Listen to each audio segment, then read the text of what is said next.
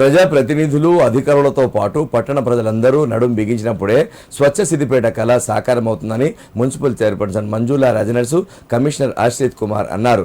ఇప్పటికీ పట్టణంలో మహిళలు తడి పొడి హానికర చెత్తను వేరు చేసి ఇస్తున్నారని, ఈ పద్ధతిని ఇలాగే కొనసాగించాలని ఆకాంక్షించారు.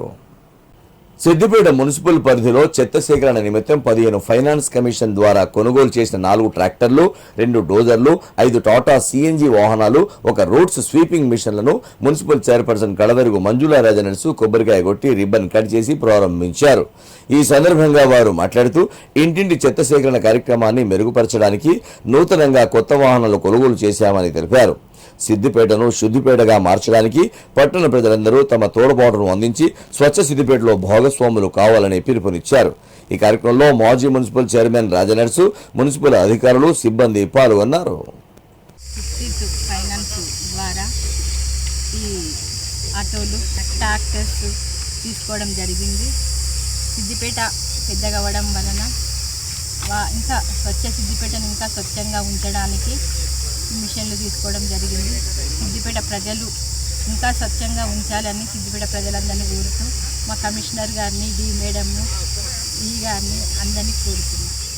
గత 5 సంవత్సరాల్లో సిద్దిపేట పట్టణము దినదినాభివృద్ధి చెందుతూ జనసాంద్రత మరియు ఇండ్లు చాలా పెరిగినందువల్ల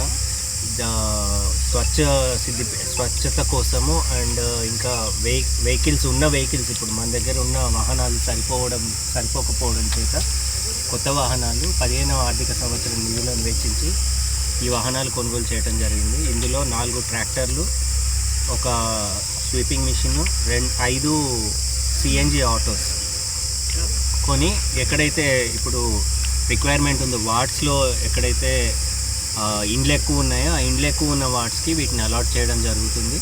వీటి ద్వారా ప్రజల నుంచి చెత్త సేకరణ ఇంకా సులభతరం చేయడానికి వీటిని అలాట్ చేసి సిద్దిపేటని ఏదైతే ఇంతకుముందు గతంలో సిద్దిపేటకి అవార్డ్స్ వచ్చాయో ఆ దిశగా ప్రయాణం చేయాలని, ప్రజలు కూడా దీనికి స్వచ్ఛందంగా వారు ఎక్కడ ఆరు బయట చెత్త పడవేయకుండా ఉండడానికి వారు కూడా సహకరించాలని ఈ మీడియా ముఖంగా కోరుతున్నాను.